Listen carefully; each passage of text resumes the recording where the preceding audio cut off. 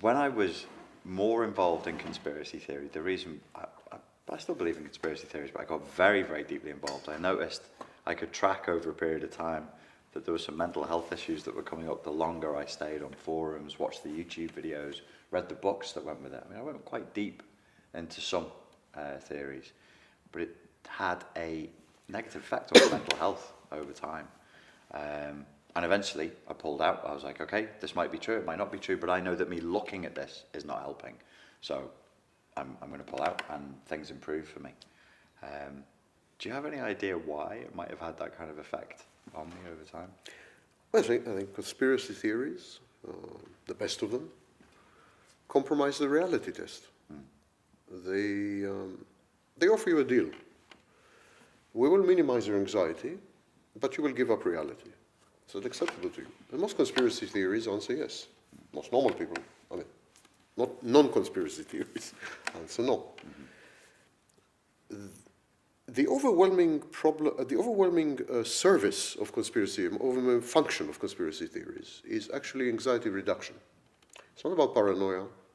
It's not even about regulating the sense of self-worth, which are the classic theories of the psychology of conspiracy theory. Okay. One theory says that conspiracy theories are paranoids. And another theory says that conspiracy theories regulate their sense of self-worth and self-esteem, self-confidence, and so on and so forth, by adhering to conspiracy theories and thereby saying, actually splitting. Everything that's bad in me, everything that's unacceptable in me, everything I don't like in myself is the outcome of some conspiracy. The New World Order, Zionists, you name it. And everything that I do like, and so on and so forth, actually drives me to believe in conspiracy theories. For example, I'm a critical thinker. Right. I don't buy the mainstream stories, you know. So we would say that conspiracy theories are essentially egosyntonic. Yeah. And they provide only positive reinforcements. And this is exactly the secret of the power of conspiracy theories. While all other fields, politics, science, I mean, you name it, provide a mix of positive and negative reinforcements. For example, if you're trying to create a scientific theory, sometimes you'll succeed, very often you will not. So there's always, you know, negative, positive. Conspiracy theories provide you only with positive reinforcement. And in this sense, by the way, they are a conditioning experience, because they condition you. But the real core of conspiracy theories is anxiety reduction. It is a form of self-medication. Now, we develop anxiety usually in two situations. Or when we are faced with a threat, especially if the threat is not well defined, a fuzzy threat, a kind of blurred threat, or when we are faced with uncertainty.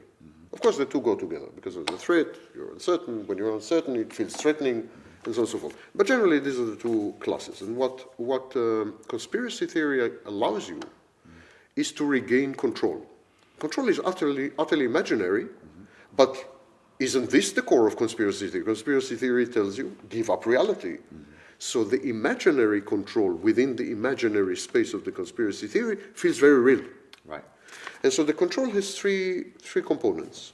The control is gained or accomplished via three components. Conspiracy theory provides meaning, provides an explanation of the world. So it is an explanatory principle. It's also an organizational principle. It takes disparate phenomena, puts them together in what appears to be a coherent and logically consistent system. In this sense, of course, conspiracy theory is scientific.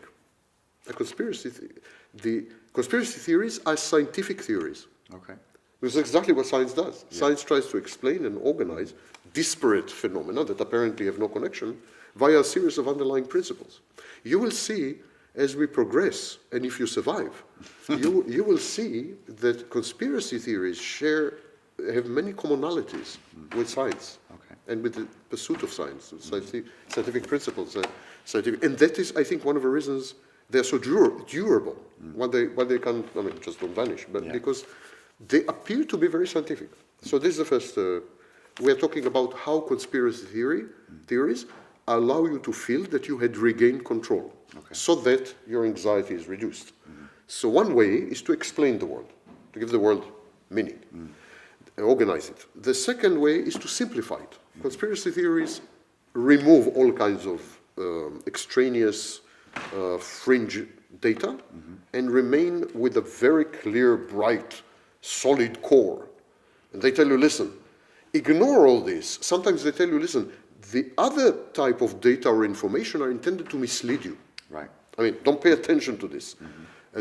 So, in effect, conspiracy theories are built on confirmation biases. They negate or vitiate countervailing information, and they create silos, they create bubbles within which, but they simplify things. Again, it's exactly what science does. Science tells you, listen, mate, pay attention to this and ignore all the rest. And this, we call it parsimony. This principle in science is called parsimony. You must pay, the simpler the theory is, the more likely it is that it is correct.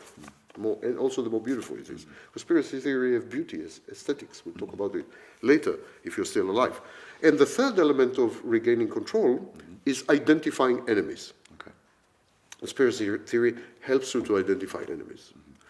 Now, I don't want to hog the conversation, although it's a bit too late.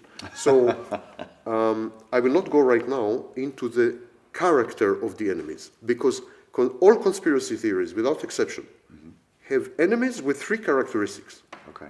Ultimately. Okay. But I will stop here. So this is, I think, this is a main psychological function. Reduction of anxiety via an imaginary regaining of control via explanation or meaning, simplifying and identifying enemies.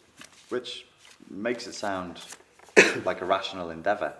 Now, I've heard you say that you loathe conspiracy theories, but at the same time, you yourself, with the Israeli intelligence services, you've been involved in conspiracies. So you hate conspiracy theories, but you've actively, you know that some conspiracies are real because you yourself were involved in designing them, executing them, and so on. There seems to be a non-congruence there. One of the major characteristics of conspiracy theory is what we call proportionality bias. Right. Proportionality bias simply means that if an event is a big event, conspiracy theorists refuse to accept that the cause might be very small. But they say, well, if it's a big event, the cause must be big. Take, for example, Diana's death. Yeah. The official version is that Diana died in a car accident. Car accidents are pedestrian, common. They're British. They are, they're small. Diana was big. Diana was a princess. And her death was kind of mythological, mythopoetic in a way. I mean, so conspiracy theories say it can be. It can be that such a big, an event with such massive outcomes was perpetrated or generated or engendered or is the outcome of something so tiny as a car accident that can happen to me or you. Right. We are not Diana. Yeah. Well, I'm not. So this is called proportionality bias. Okay. That's the first thing that distinguishes real conspiracies from conspiracy theories. Okay. Real conspiracies always maintain proportionality. If we want to achieve an outcome, we will never use too many resources, too many means, exaggerate. I mean, on the contrary, we'll try to minimize, try to economize. While conspiracy theories will do exactly the opposite. They will take the event and they will not economize. They will magnify. They will add all kinds of layers. They will, So this is the first test, the first distinction. The second distinction is what is called convergence theory. Convergence theory says that real-life conspiracies arise in multiple locations simultaneously. So, why? Because the same types of people have the same types of interests in the same type of environment, more or less, and so they would tend to adopt the same type of measures without having communicated first with each other. Okay.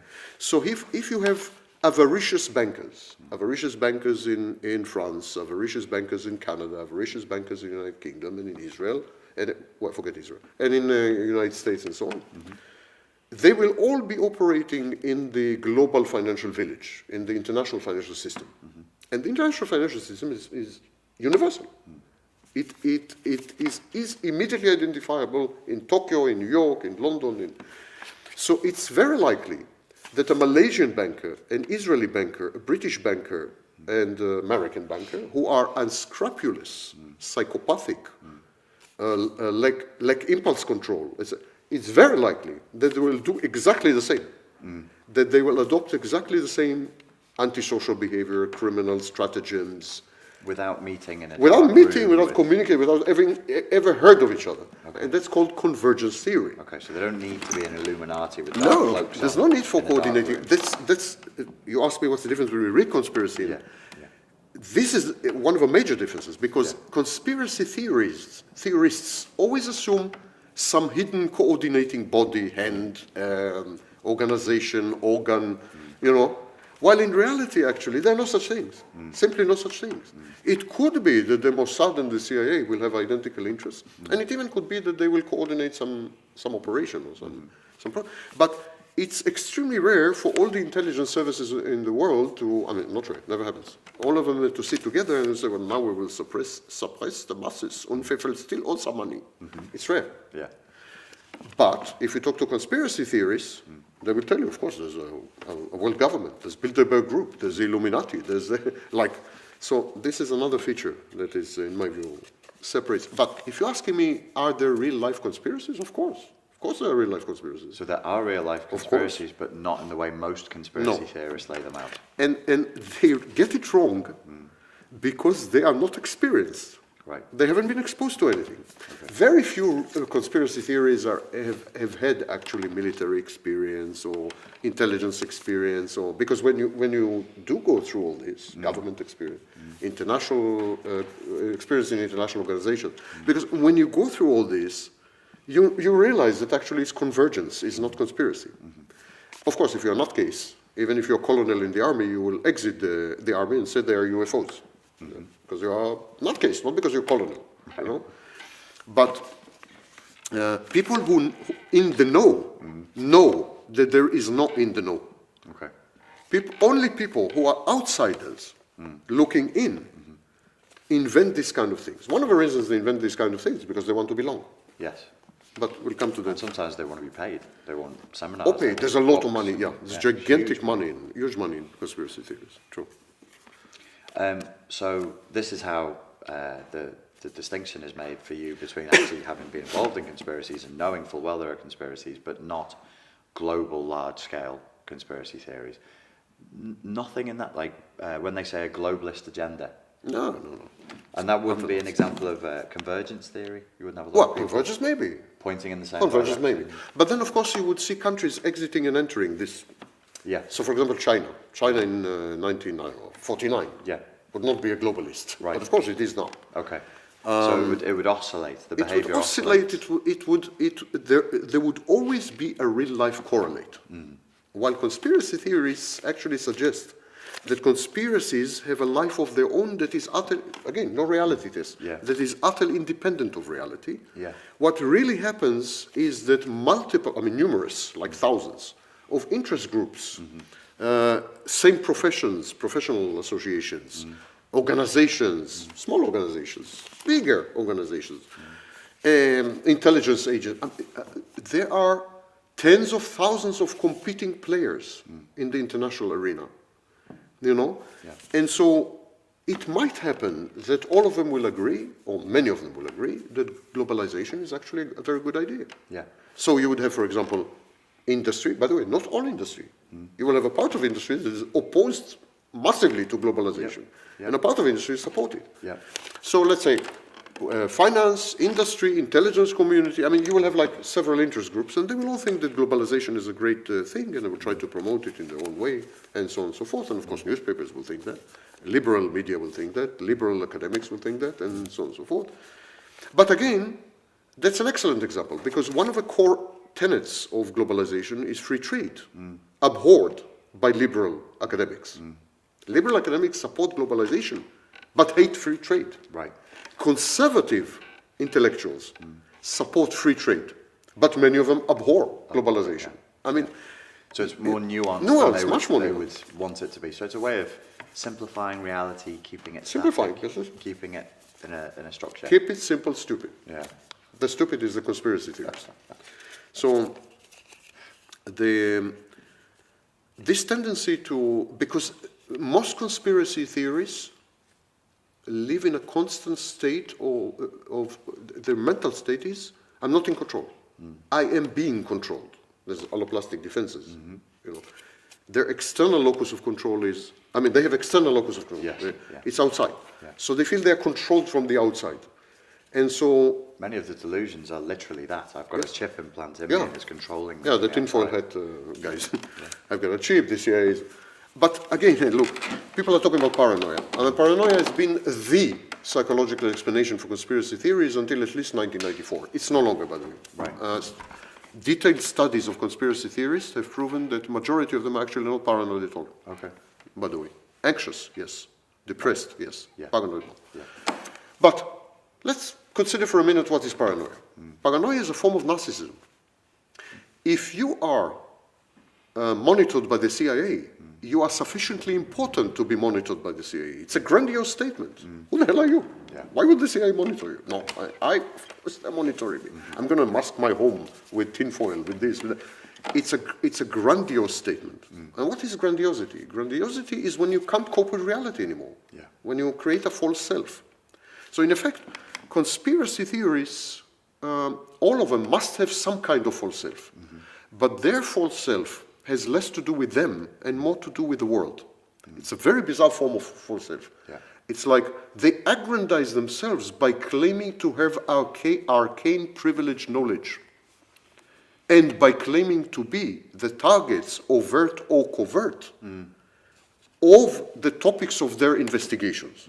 So they will tell you, listen, I'm now working on, I discovered some amazing thing with microwaves and so on, and I am sure it might have, I mean, they might be after me. I mean, so there's a lot of reasserting oneself, wanting to be seen, in effect. I want to be seen by the CIA, you know, wanting to be seen. You begin to see how all the strands of narcissism, paranoia, it all converges. It's a mental, in a way, kind of mental health issue, you know. But anxiety, as I told you, the attempt to reassert control is by identifying enemies. And again, I'll take a break here because maybe... What I wanted to ask you is, you mentioned the Diana case. Was there nothing in the official story that struck you as odd or off? You thought, no, it's a straight car crash, the guy was drunk? More or less. Well, listen, one of the things conspiracy theories ignore is they say to themselves, actually, they are naive. They're very gullible. They say, if someone says something, it can be either this or it can be either totally true or totally false. Yeah. People don't act this way. Yeah. People partly lie, partly tell the truth, partly confabulate around the truth, partly tell a lie that might be true and they think, why not, it sounds plausible. Partly they don't remember, but they are ashamed to admit that they don't remember, so they invent something. So for example, the driver in this case, you know, he got a huge amount of money from the French intelligence services and so on and so forth. That's true, that part is true. But then, you know, they investigated the whole thing and so on and so forth. So why did he get the money? Why didn't he? So conspiracy theorists will tell you, will immediately divide the cast of characters. And say, I believe this one. He is telling the truth. While the driver is lying. I'm sure he's lying. But it's not like that. Maybe he was on his way to his mistress. He doesn't want you to know that. Yeah. Maybe he's a bloody drug addict. Maybe he's gay. Maybe conspiracy theories refuse to accept that the world is gray, is nuanced, is you know, for them the world. So this is splitting. Yeah. All bad, all good, all black, all white, all, you know. In this sense, conspiracy theories are very infantile. Yeah. It's an infantile kind of thing. Please drink some. It's like being teased with the possibility you might drink. It's been laced. The CIA poisoned me. That's why I wanted you it's to my drink last some. segment. MI5 sent me. That's LSD. What he doesn't know. The Mossad gave me an anti-water, which I drank before I came here.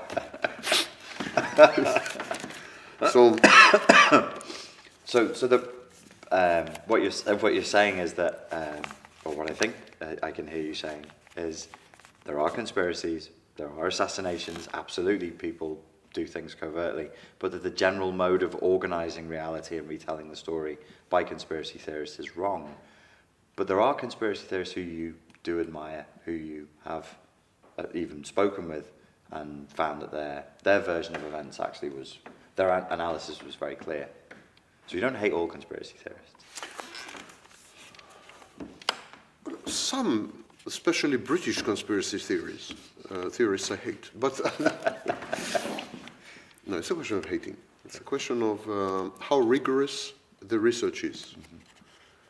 It is absolutely possible to come to the conclusion that there had been a real-life conspiracy.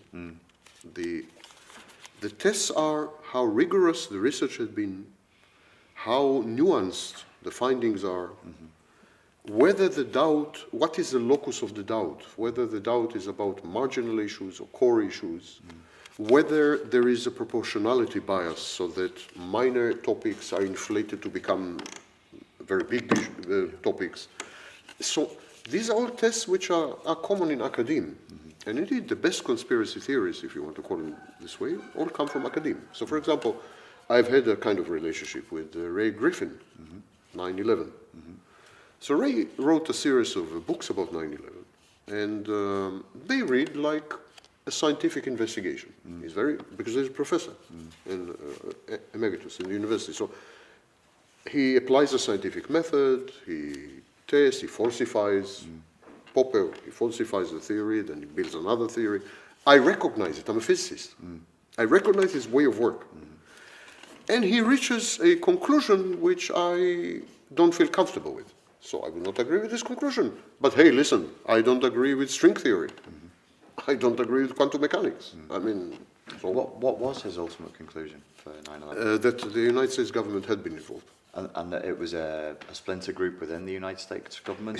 He wouldn't go into that, but I think the impression that he gave is that he thinks the entire government. Oh, really? It was a black flag operation. A black flag operation. Yes. So I disagree almost vehemently, but that's not the issue at all. Yeah. I can follow his argumentation, agree with his methodology, understand at least his methodology and so on, and respect his conclusions. Agree to disagree, exactly like in physics. You know. So this does not happen with classic conspiracy theories, who are not rigorous, not methodical, they create the impression of rigor and method by making lists. The hallmark of the bad, inane conspiracy theorist is lists. They have gigantic lists, 200 items. 2,000 items, 2 million items. The longer the list, the more respectable you are, the more you should be listened to, and so on and so forth. Lists are not substitute to reasoning, and yet most conspiracy theorists think they are. So, for example, if they want to prove to you that the Illuminati rule the earth, they would make lists. In the year 36, Hauptweis did this in the year. So, and then they would make all these lists, and they would say, so could it be a coincidence, tell me, that in 1944 Orchard used the toilet 3 times, and in 1945 also 3 times? Can this be a coincidence? So conspiracy theorists also resort to rhetorical stratagems and rhetorical instruments that are not fair. So, for example, they would juxtapose some facts, or mostly factoids, very often nonsense. They would juxtapose, and then they would ask, no, don't you think it tells you something? I mean, they would not like draw a conclusion or anything, but they would say, well, don't you see the pattern? I'll leave it to the audience. Yes, don't you see the pattern? I mean, they let you draw the pattern. It's an example of a rhetorical device which is essentially indefensible. Dishonest, at least. Dishonest, indefensible. And yields, of course, to multiplicity of answers. I mean, you see something, I see something, and so on and so forth. But it's only one example of such a rhetorical. There are many such. But I think the core the core of every conspiracy theory is the identification, its list of enemies. That's absolutely the core. So maybe it's time now to deal with enemies, unless you, I mean. Yeah, the only thing I was going to ask you is if you think it's worth, when I was pulling out of that field, I was thinking about it, and I thought there seems to be value in inverting the proposition, where you say, okay, well, I don't actually really like a lot of these conspiracy theories because myself, even though I believe there is a conspiracy, because they put in an answer instead of just leaving it as a question. So then I would say, well, maybe it's more healthy to invert it and say, okay, I'm an official story denier. That story sounds like horseshit to me, but I'm not now going to fill in the gaps and go, oh, it was the Russians, oh, it was the Israelis, oh, it was... Then you discredit yourself with the insertion of a theory about the conspiracy theory. Right. Maybe it's better to just say, okay, I'm an official story denier. This doesn't seem right. Right. Could be. Do you think that would be healthier? Could be, but it's not rigorous. Okay. If I apply a scientific method to conspiracy theories, because conspiracy theories are hypotheses about history. We have this. We have a hypothesis about history in history, in the science of history, in history departments in universities. People sit around and say, okay, let's try to decipher why the Vikings invaded Britain this year and not 5 years earlier. So they create a series of hypotheses. Conspiracy theory is a form of hypothesizing in history, on history. And there are clear, rigorous tools on how to do it. There's a way to do it. Yeah. Asking open-ended questions or insinuating, or that's not one of the tools most historians would use. Most historians actually would go the way you described. They would say, well, this, that, so it seems that actually the Slavs invaded the Balkans in the 7th century. I mean, they would not leave it open-ended. Yeah. History provides possible answers. Okay. So when I see a conspiracy theory that is constructed of a set of facts, then a series of hypotheses, then falsifying the hypothesis, and then providing an answer which relies on the remaining surviving hypothesis, that's a scientific method. Okay. But it must include an answer. In the case of 9/11, even though you don't agree with Ray Griffin's conclusion, there are elements of 9/11 that you find suspicious as well, right? Most of the elements. Most elements. But the idea that it was a false flag by the American government, you think that is... That particular idea doesn't strike me as true, but it's true that most of the ostensible facts about 9/11 are, how to put it mildly, subject to doubt. Okay. Mildly. Mildly. Very mildly. Now, here's an interesting case. When you are faced with a historical narrative where most of the underlying assumptions and the ostensible facts are easily contestable, it might be a good indication of a conspiracy. So, for example, if you study JFK's assassination, that's not the case. Okay. The majority of the facts, the majority of the assumptions, I mean, overwhelming majority, like 99.9% of the facts and the assumptions and so on, are not contestable. You can contest the famous bullet. You can contest whether there was a second shooter on the grassy knoll. But frankly, that's more or less where you stop. Yeah. The rest begins to be rabid speculation. The second shooter was Russian. Second shooter was CIA. I mean, that's where it stops. Rabid speculation, I like that, because that seems to be what the field suffers from. And if you were going to, I would never bother, but if you're going to have a forum and try and control it, you'd say you need to have a diet against rabid I mean, you speculation. can say, listen, the anatomical facts support the possibility, the distinct possibility, by the way. There was a second shooter on the grassy knoll. Yes. But there you must stop. Yes, then you stop. You can't say, and that proves that it's probably the CIA. Okay. Or, So there's a human fallibility, there's a temptation to go, oh, the bullet seems to have gone in there because the piece of skull came. So therefore, blah, blah, blah, blah. Therefore, I don't know. I mean, whatever you want. that's where you must stop if you're a scientist. Yeah. You say, well, there are, now, in JFK's case, if I am very generous, there are 3 such facts, which are really contestable. Yeah. But in 9/11, there are only 3 facts which are not contestable. And all the rest. And all the rest is utterly contestable. Yeah. Utterly. And has been contested, in my view, very, very successfully. By the way, by majority engineers, scientists, physicists, pilots. Yeah. I mean, qualified people. Even people who bring down buildings. Who Yes, have been demolition experts. demolition experts. So that's the difference between JFK and There's a huge difference. the huge difference. And so it's the same with all other conspiracy theories. And then you have the pseudoscience. A lot of pseudoscience masquerades as a conspiracy theory. Yeah. So, or the pseudoscience, and then the adherents of the pseudoscience would say, people are conspiring against us because we are saying the truth. Because we discovered something that everyone else wants to suppress. So they actually combine pseudoscience with a conspiracy theory. Yeah. They say we're the subject of that conspiracy. Yeah.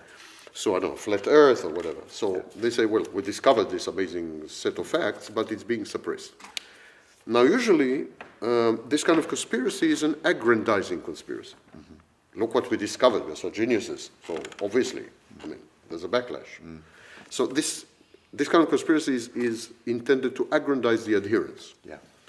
And then, of course, there are the utterly outlandish conspiracy theories whose sole purpose is to provide a sense of belonging and the narcissistic gratification of access to arcane and privileged knowledge and the possibility to attain expertise in 20 days rather than, for example, 20 years. Yeah.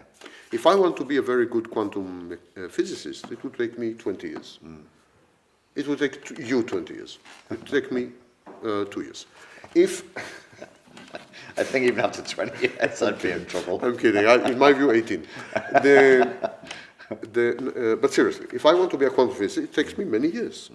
But if I want to be an expert on some pseudoscience, I don't know, flat Earth, it would take me 3 weeks. If I'm extremely slow in without it, you know? And after 3 weeks, I am self-certified as an expert. I can already participate in forums, express opinions, this, that. It's very gratifying narcissistically. It's like instant academic degree, you know? You can't get it in physics, but you can get it in astrology, numerology, tarot, flat Earth, reptilians. I mean, so conspiracy theories and pseudoscience, which are cousins, provide instant gratification via instant expertise. And status, relative positioning, higher status within a hierarchy of self-styled experts that depends from that moment on only on how vocal you are and how loyal you are, how orthodox you are. Yeah. That's it. These are the qualifications you need. And you progress. It's like tenure in a university. Yeah. I have been, you're telling me, I've been doing astrology for 23 years. Oh, really? Sorry. What can you teach me? I mean, so, and so this is the nexus between pseudoscience and conspiracy theories. With something like, say with 9/11, JFK, Diana, these are all things we've touched on. They're based on events. You said historical. That there's an area in history where we try to. A hypothesis. A hypothesis, historical hypothesis. Flat Earth is not. It's not based on an event. It's pseudoscience. It's just an emergence. It's not conspiracy. It's pseudoscience. Ah, okay. It's pseudoscience. All right. Okay. So if they then say, oh. Like perpetuum mobile, creating the infinite. Right. You know. So if they say they're trying to ban or suppress the idea of flat Earth, that's the conspiracy. That's the conspiracy. But the flat Earth concept itself is just pseudoscience. Pseudoscience. Okay, so to take a little bit of a digression then into pseudoscience, why is this emerging now? Why Pseudosciences? Well, flat Earth particularly. There's something I heard about back in 2012. I genuinely thought that it was a joke, that people were trolling. They would say, I'm a flat earther, just to be silly. And then after time, I realised, no, these people actually genuinely think that the earth is flat. Any ideas as to why? Well, first of all, it's not new. Flat earth theories have been around since the last third of the 19th century. And they're based on utterly mistaken understanding, a misunderstanding of the properties of the chemical, physical properties of water, astronomical observations, etc. So they are based on very bad non-science. So, do you mean gibberish? Gibberish, utter gibberish. That has no, foundation or anything anywhere. And but it's not new. like all other pseudosciences, none of them is new. Almost none of them is new. They've been around. Some of them have been around for hundreds of years. Yeah. Alchemy is having a resurgence. Astrology, other occult sciences. I mean, they're all resurging. So why are they resurging now, generally speaking? They are all resurging now, I think, because the world had become way too complex to understand via traditional tools, like, for example, education. Because educators have abrogated their duty by simplifying education to the point that you learn nothing, except how to learn, whatever that means. So the world is very complex. You have an immediate instinct to simplify it. And whatever you say about pseudosciences, they are simple. They're very simple. They simplify. And the second thing is narcissistic gratification. Because how many people can be successful quantum physicists? In this room, for example. Only me. Only ich. No one else here can be even the Q of the quantum. So, but if you want to feel qualified, expert, authority, guru, you know, well, you have a shortcut. Yeah. Flat Earth. 3 weeks, if you're a retard, and you're an expert. So these pseudosciences provide shortcuts to the eminence and relative positioning and the status that is usually used to be reserved to true intellectuals in academia, in the public sphere, and so on. So they are ersatz, fake intellectuals. Right. Ersatz, fake professors. Ersatz, fake everything. Yeah. So it's all fake. It's a simulacrum of the real thing, which is academia. It ties in with the narcissistic gratification of conspiracy theories, because conspiracy theories tell you you are special. You are special because you are the target of CIA. You are special because you have acquired privileged information. You are special because you have access to arcane data. You are special. You're special. Yeah. That's to be special. And pseudoscience tells you you are special. Not everyone. So it's about belonging, about being special, but also about belonging. Belonging to a special group. Here's a very important distinction. Traditional modes of knowledge, for example, science, never tell you you're special. They tell you you're not special. You're not special. It's hard on the ego. Science Yes, you are not special. Even Einstein is not special. There's no special status in physics, or no special status in chemistry. The main message of science is humility. That they are arrogant scientists like Stephen Hawking or Michio Kaku. That's a flaw of character. But science, its main broadcast, is be humble. Einstein said, I'm a child standing on the shoulder of giants on the shorefront of the ocean. And that's exactly science. So science teaches you to gain perspective, reduces you to size. While pseudosciences do exactly the opposite. They tell you you're special. Not many people know that. Not many people believe that. Not many people are capable of understanding this. That you have understood it makes you special. Yeah. It means you are super intelligent. So pseudoscience is the mirror image of science. Exactly the mirror image. What you see in science is missing in pseudoscience. What you see in pseudoscience, etc. Same with conspiracy theories. Conspiracy theory is the mirror image of history. History is complex, nuanced, gradual, not controlled by small groups of people. And conspiracy theories are exactly the opposite. Why do we need these mirrors? Because reality has become too much. Simply too much. It's too complex, too dire, too frightening, too unpredictable, too everything. When I looked into the flat earth theorists to find out what they were really about, if you go a little bit deeper into it, it seems a lot of them are fundamentalist Christians, and they want to believe that God is holding us in the palm of his hand on a flat earth. And when it's a strand of flat earth, but it's not the totality. I had a lot more sympathy then, because I was like, oh, it's like a religious belief. You want to feel observed, you want to be seen, you want to feel like there's stability.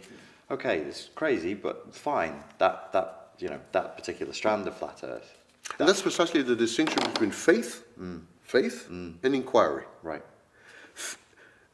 Kierkegaard said that in order to believe, you need a leap of faith. You need to leap.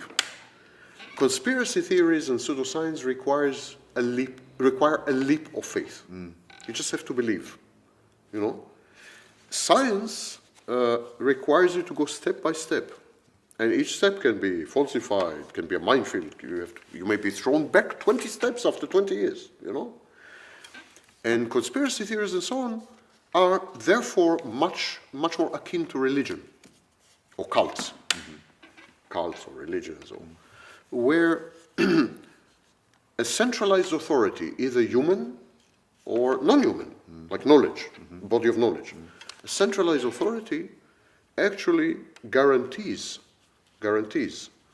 narcissistic gratification, guarantees status, guarantees access, and so on and so forth, on condition that you believe mostly unquestioningly. If you go to forums of if you go to forums related to pseudoscience or conspiracy theories, there are many questions about the details, but never about the paradigm. For example, if you go to a forum about JFK's assassination, you can find debates. The bullet was this.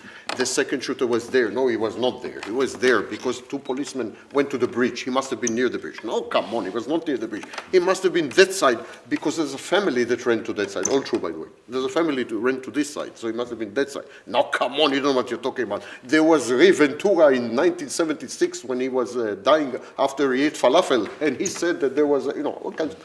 So, enormous debates about trivia. Pseudosciences and conspiracy theories are trivial. They're trivia-oriented. There was a game when I was young, dinosaurs, Trivial Pursuit. These are trivial pursuits.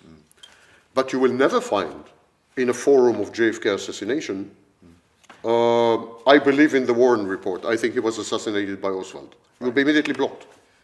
So we're all sat in church, we're inside the church, we're kind of arguing about... You can argue about anything, but never about God. Yeah.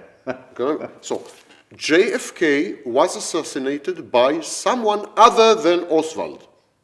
Now you can debate. CIA, Russian, this bullet, so that even bullet. as we're debating, we're affirming the supra-belief, the higher belief. The hyperstructure, as it is called technically, the hyperstructure is taboo, untouchable. Anyone who dares to challenge it is excommunicated immediately. Exactly, like Catholic Church in the Middle Ages. Immediately excommunicated. This never happens in science. I can go to any scientific forum and say, listen, quantum mechanics in my view is total bullshit. Because this and this and this and this. They would weigh my arguments. They would say, listen, you're an idiot, and your arguments suck. Or they may regard my arguments as worthy, and they will start a debate. But no one will tell me, what? You are saying that quantum mechanics sucks? You're excommunicated, banished, blocked, banned, and we will send a firing squad to your place. I mean, that's the difference between these two. These are faiths. They're religions, many religions, cults. That's the difference. Again, coming back to the issue of identification of enemies, I am going to say that nothing you can do will prevent me from talking about the enemies. It's happening. I know that you've been trying, but it's not working. It will fail. Why to try? I must accept Just sit my back and fate. enjoy it. The enemies identified by conspiracy theories usually share three characteristics. First of all, it must always be a small group. A conspiracy theory or a pseudoscience will never say a gigantic group of people has an effect on a small group of people. It will always be a tiny group of people has an effect on an enormous number of people. So it's always a theory of minority. There's some minority, the Jews, the Illuminati, or the Jewish Illuminati, or, it's always some small group. It's a critical thing, because in history, actually, it's exactly the opposite. In history, usually, huge forces affect individuals. Nazi Germany killed my family. Nazi Germany killed my family. Yeah. In conspiracy theory, a family ruled Nazi Germany. Right. It's an inversion. Small, big, big, small. So the enemies must always be a tiny clique, number, group, minority. You know. The second thing that the enemies must be, they must be antisocial. They must be antisocial. They must have some criminal, one could say, plans in mind. They're psychopaths.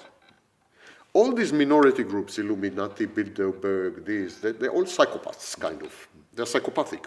They're reckless, they're ruthless, they're self-interested, they're narcissistic, they are, you know, they pursue money, sex, power. I mean, they are psychopaths, institutionalized psychopaths. So they are all antisocial. But I think perhaps the most interesting facet of the enemy status in conspiracy theories is that these enemies, while they have inordinate influence, they micromanage your life, are very much like God. They're invisible. They're invisible. I mean, you know, have you ever seen Illuminatus? Last Illuminatus I saw, I don't remember. I mean, there's no Illuminatus. But you know they exist. You never saw one. You never shook hands with one. You know, no Illuminatus micromanage your life, but absolutely, even if you think they don't exist, you're an idiot. Of course they exist. You just look around. So, the enemies are covert. They're hidden. They're surreptitious. They are... And here, ironically, I will tell you something that is a bit counterintuitive. That's precisely the approach of science. Science says, listen, you see all this? This is not real. Underneath it, there is a layer that is covert, and made up of tiny number of entities. This tiny number of entities produce everything you see. Produce Richard Grannon and Lee and even to some extent Sam Vaknin and so on. So these entities, which are small in number, you know, the number of elementary particles is 90, small in number. This tiny number of entities is covert. You never see them or touch them or anything, and they produce everything you see. It's exactly what conspiracy theories claim. But conspiracy theories regard these entities as enemies, while science doesn't regard them as enemies. It regards them as constituents of matter, constituents of energy. So science regards the world as the overt expression of a covert reality. So do conspiracy theories. But conspiracy theories say the world is an overt expression of an antisocial, criminalized, I don't want to say motherfucker, you know, reality. Yeah. Reality is a horror movie. It's horrid, it's frightening, it's terrifying, and it's covert, and it produces everything you see. You worked in the Israeli Air Force for a number of years. Do you think it's possible that with the technology that we had back then, that we sent humans to the moon, they landed and then came back? In 1969? Yeah, of course. Yeah. Actually, about, let's say, about half all the necessary technological advances were already available in 1927 with Tsiolkovsky, the Russian Tsiolkovsky. And I would say the rest was available by the beginning of the 1950s, when American scientists, the guy who established the JPL, Jet Propulsion Laboratory, and by the way, a conspiracy theorist of the first degree. The guy the guy who created a company called Jet Propulsion Laboratory. Jack Parsons, are you talking about? Yes. Yeah, the Aleister Crowley. Yes, Aleister Crowley. It's conspiracy theorist, first degree. Yeah. But he came up with the JPL in Caltech and so on. So I would say that by 1953-4, all the elements existed.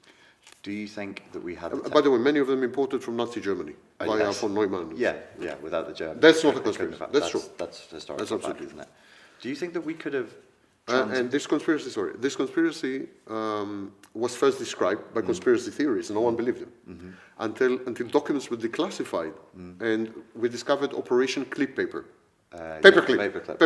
Operation Paperclip, in which von Neumann and others were brought into... They were recruited. They needed all their expertise. Do you think that it was possible at that time to transmit live television images all the way back to Earth? Of course. Yeah. Live television images were transmitted to even larger distances in 1936, when Hitler introduced television to cover the Olympics in Berlin. Some of the transmissions went as far as 8,000 miles. This is from the moon, though. Yes, but you're ignoring the strength of the signal.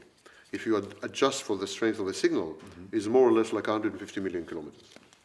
That Hitler transmitted. Yes. The television. If you adjust the strength of the Right, signal of the television to televisions in the 60s or late 60s, then it's like 150 million. Oh, okay. So yeah, absolutely. Absolutely. All this is nonsense. I mean, Yeah. the moon hoax is that's kind of one of the the less wise ones, because they're wise clever conspiracies. Yeah. That's a not so clever one. The other interesting conspiracy theories is a fascinating field. I'm not saying it's not, but it has all these features.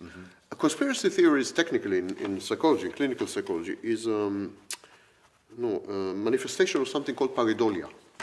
Pareidolia is when you see patterns where there are none. So conspiracy theory is a form of pareidolia. Now you need pareidolia in science as well. Yeah. You see all kinds of things. But science has developed a set of very powerful tools to tell you if your pareidolia is pareidolia, then you should go to a psychiatrist and divorce your wife, or if your pareidolia is a pattern. So science has tools to distinguish patterns from pareidolia. Not so, of course, conspiracy theories. They're not qualified. They don't want to do it. Yeah. But technically, it's a form of wrongful pattern recognition, pareidolia. And especially in pseudoscience. I think one major thing with conspiracy theories and pseudoscience is action avoidance. If everything is controlled by the Illuminati, there's nothing much you can do or should do. That is why I got out of the conspiracy theory world. Yeah. Because that was the effect it was having It's on numbing. action avoidance. Very numbing, It's very numbing. suffocating. It's numbing. It encourages you to adopt a passive mindset and a passive set of. So many of these people start as very active. They do research, but they end up after a few years recluses, hidden in rooms, and because it encourages inaction. It's action avoidance. If the world is really controlled by Illuminati, what is there for you to do? If science is lying to us about everything, why to study? The end result of every single conspiracy theory is, well, there's nothing I can do about it, why bother? Yeah. Why bother to oppose the government? Why bother to study science? Why bother to, everyone is lying, everyone is conspiring and cheating. Apart from 9/11, have you seen any other conspiracy theory where you've looked at it and thought, yeah, there is some serious problems with the official story? Apart from 9/11? Yeah.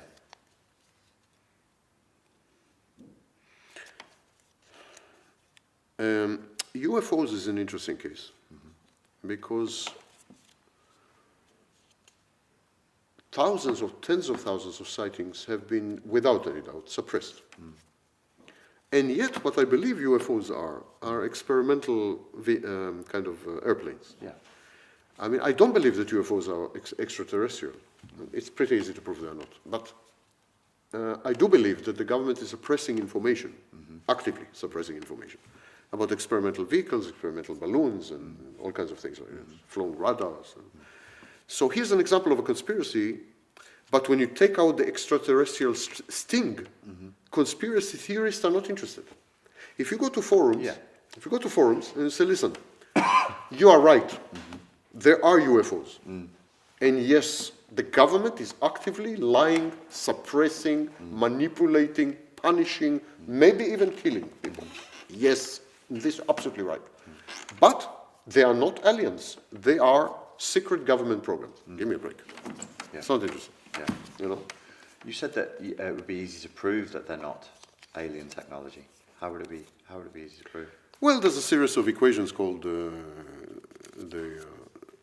Fermi challenges and the Drake formulas that demonstrate that for an alien vehicle to reach here would require.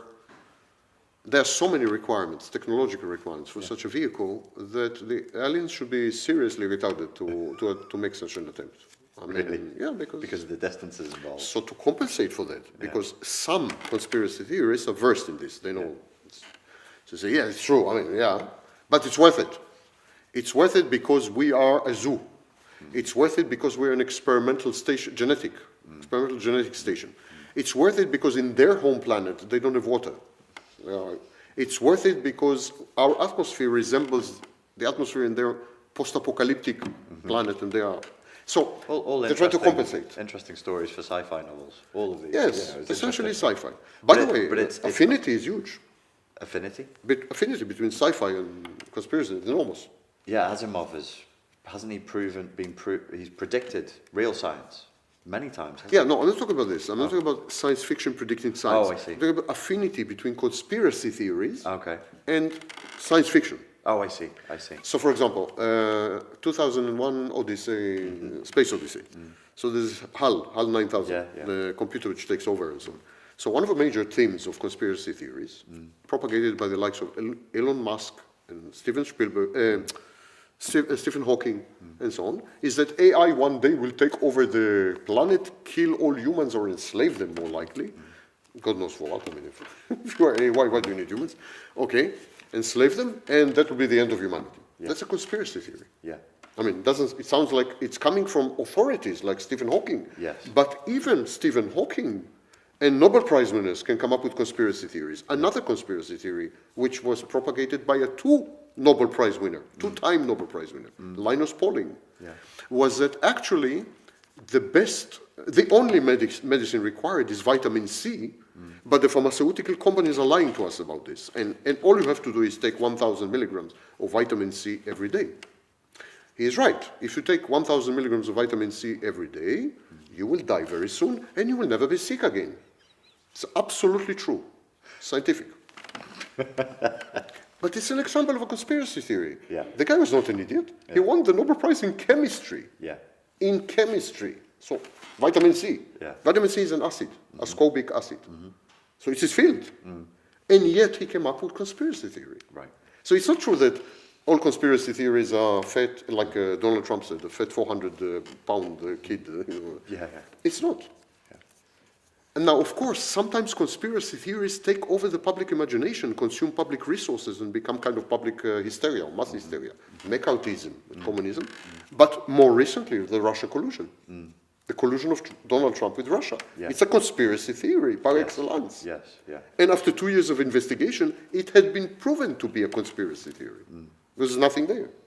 Nor did I ever think there was anything there. Yeah. So, conspiracy theories are not limited to disheveled 400-pound fetzos, couch potatoes. It's not. It's common among Nobel Prize winners. Yeah. In the Attorney General staff of the United States, in the Senate, conspiracy theory is a natural human inclination to cope with complex reality by simplifying it to the point of naivety and, sorry to say, idiocy. It's a common natural reaction. In that same vein, it's not really a conspiracy theory, I guess, it's more pseudoscience. You've heard of the idea that because we as human beings seem so uncomfortable here, so out of place and so different from other animals, that there must be some alien intervention to our development, our evolution, brain size and all this kind of thing. Do you think that's an example of just trying to find a simple solution to complex questions? It's an example of criminal ignorance of recent evolutionary theory. Evolution, this is a response to Darwinian evolution, which was developed in 1870. 1870, I was still young, but I remember that, it started to develop even then. Immediately Thomas Huxley developed it and so on. So today we don't believe in this. Okay. We don't believe that evolution is graduated. It's a gradual process. So the Darwinian model is not the very old Darwinian model. Yeah. Today we believe in something called punctuated equilibrium.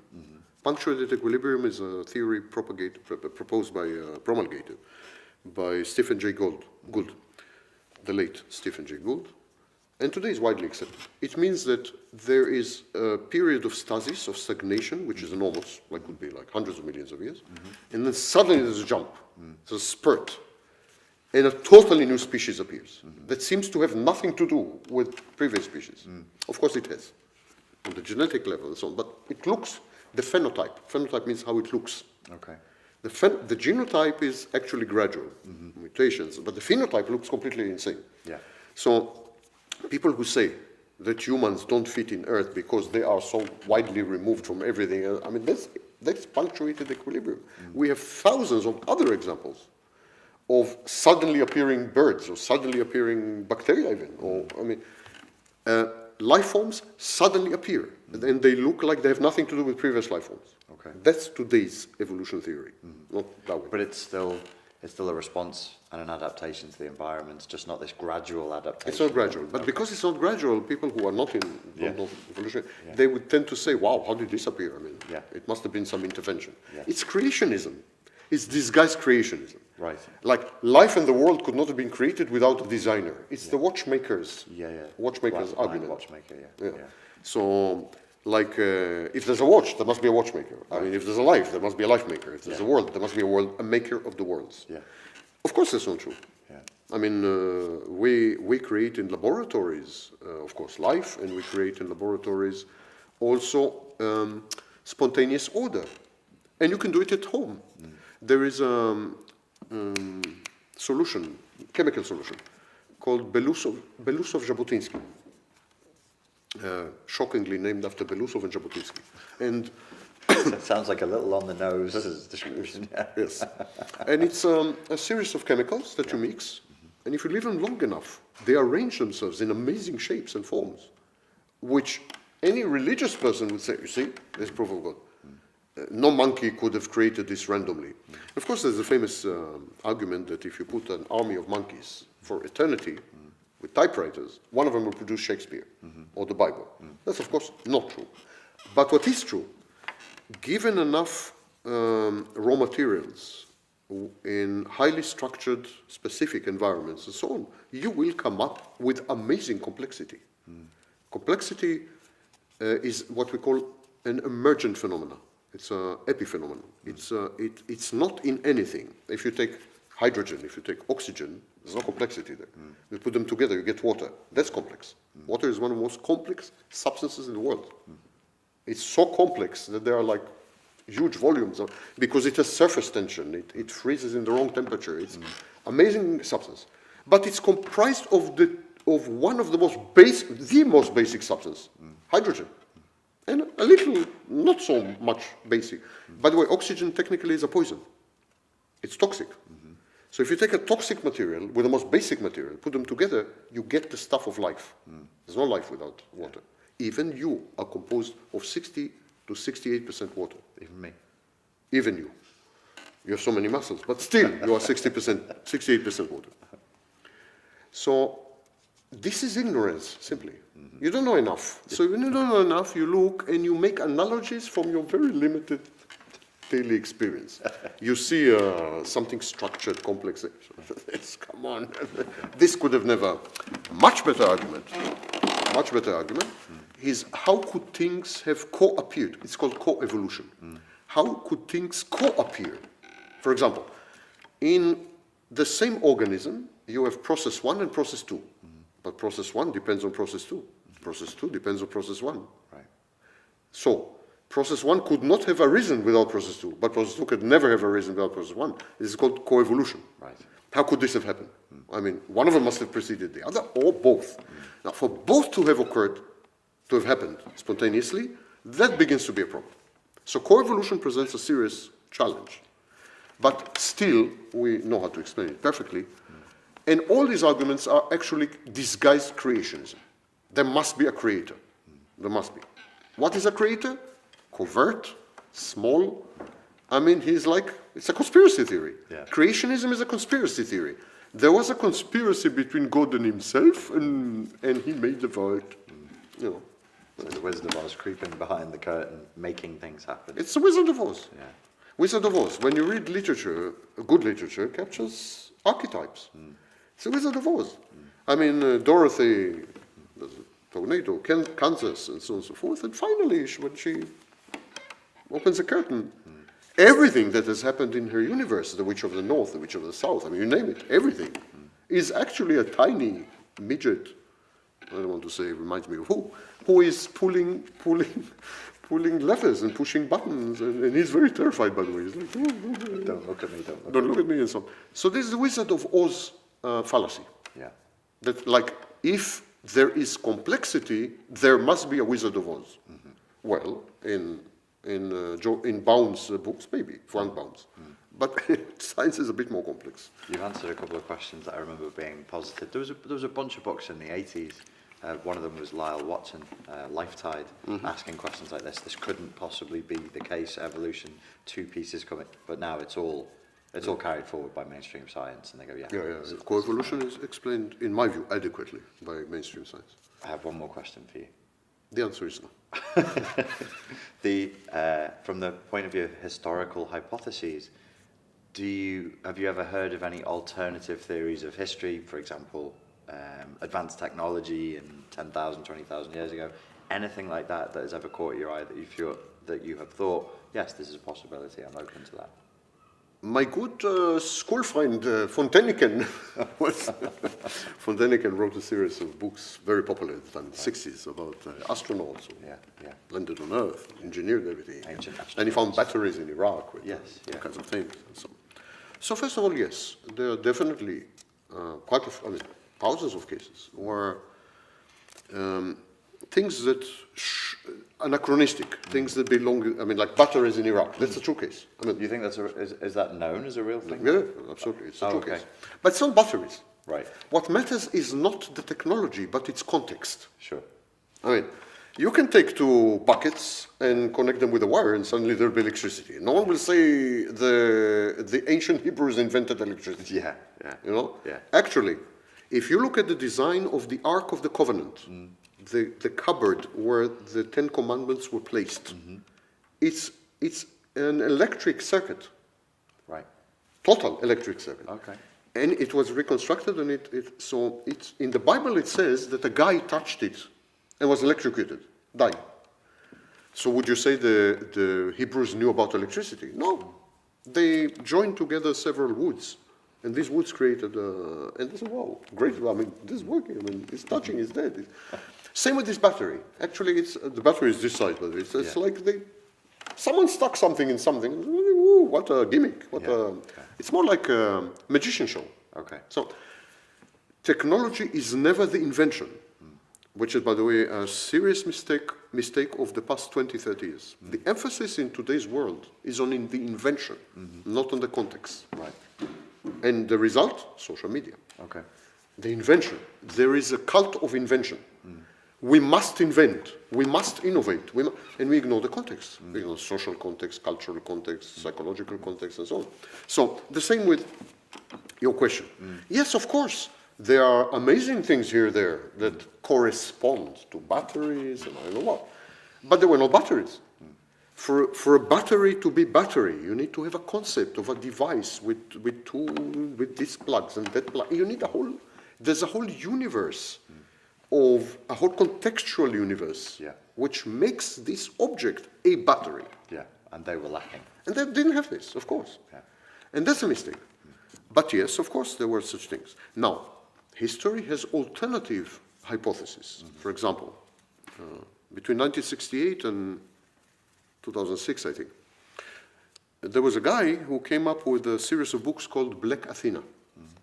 He claimed that Greek culture, ancient Greek culture, was not actually ancient or Greek. Well, it was ancient, but not Greek. He said they took all their culture from Egypt and Phoenicia. So it was Phoenician and Egyptian. By the way, super convincing books, in my view. Oh, okay. Very convincing. I read all three. Each one is like 700 pages. Stunning. Very convincing. So he said, you see, what you call Greek culture, because Greeks and Europeans, by extension, European Union especially, they say, well, the cradle of civilization, the cradle of democracy, every cradles, they were all infants, infantile. They're all in cradles. Yeah. So the cradle of this and cradle of this, modern science started here, philosophy started here, Aristotle, his wife, this kind of thing. He says, no one is denying, he says, that Aristotle is this, that, but he got his knowledge from Egypt. He says it all came from Egypt and Phoenicia. And that's called the Black Athena variant. Now that's, you could say, maybe a conspiracy theory, but no, it's a hypothesis of history. Legitimate hypothesis, widely debated, and so on. So history has many like this. Many like this. Now, some conspiracy theories are proven later not to have been conspiracy theories, even in history. So, for example, when Hitler invaded Poland, he said that a group of Polish army soldiers attacked a radio unit, a German radio unit across the border of Germany. Immediately the West said, this is fabrication, these are not real Poles, they are Germans dressed in Polish uniform, And everyone says conspiracy theory, come on. I mean, the West is propaganda. I mean, they're just propagandizing. The truth is that probably the Poles went crazy on because, but today we know it's true. The Germans took a group of prisoners, executed them, dressed them up in Polish uniforms, and these so-called, and spread them among the. Okay. So, yeah. It was a black flag operation. So today we know it's true. Of course, the grandest conspiracy of the mother of all conspiracies has proven to be true, and that's the Holocaust. The Holocaust was considered for a very long time a conspiracy theory. I mean, you find correspondence in the British Foreign Office, Churchill, including Roosevelt, saying, listen, yeah, they hate the Jews. Who would not hate the Jews? I'm not kidding you. They hate the Jews, but it's understandable. You know, I don't want to express my opinion, but so they hate the Jews, but who would not hate the Jews? And these exaggerations that they are killing them in camps, I mean, give me a break. This is Jewish propaganda. Jews were saying this is Jewish propaganda in America. Yeah. Everyone believes it's a conspiracy invented by the Jews to discredit the Germans and so on and so forth, until in 1944 the first Russian units entered Mauthausen and Birkenau and so on, discovered that the wildest variant of this conspiracy theory was not 0.001% of reality. Sometimes reality validates a conspiracy theory and makes it writ large, you know, makes it explode. Yeah. So, well, I think we've pretty much sorted all that out there. I don't think anybody should have any more questions about that you're this. stopping this interview is a conspiracy. You know I have a lot more to say. You're suppressing my speech. My earpiece. And I'm sure... MI5 just told me. Yes, I'm sure that you've been instructed by outside small forces who are an enemy to my message. I know the truth. He's being deplatformed, silenced. The platform silence, like Alex Jones. I know the truth. If you want to know the truth, go to my channel, not to his channel, to my channel. You will see the truth. Thank you very much. You're welcome. Cheers.